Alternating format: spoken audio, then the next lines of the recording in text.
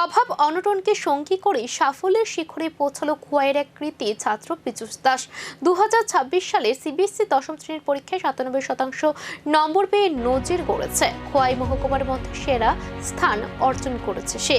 কিন্তু সাফল্যের পথ ছিল কঠিন সংগ্রামের। বাবা একজন গৃহশিক্ষক, মাসে সামান্য আয়ই চলে সংসার। মা অসুস্থ, বাড়িতে পড়ার উপযুক্ত পরিবেশও ছিল না। তবুও প্রতিদিন 6 থেকে 7 ঘন্টা পড়াশোনা করে অদম্য ইচ্ছাশক্তির জোরে নিজের লক্ষ্য থেকে সরে যায়নি পীযূষ।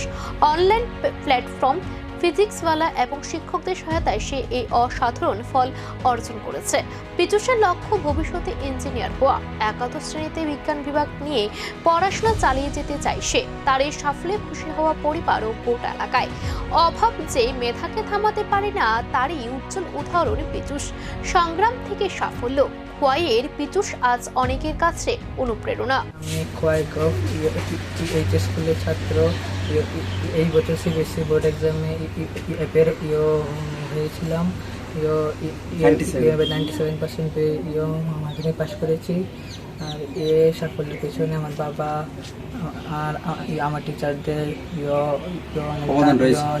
দান রয়েছে। বাবা টিউশনি করে। বাড়িতে কে কে আছে? আর বাড়িতে আমার বাবা, মা, আমার ঠাম্মা, তারপরে জেঠু, জেম্মা আর বাকি ভাই বোন রয়েছে। তোমার কতজন গৃহশিক্ষক আছিল? হ্যাঁ, কতজন গৃহশিক্ষক আছিল? গৃহশিক্ষক বলতে অফলাইন টিচার প্রথমে 3 জন আসলে, পরে একজন বাদ দিলে।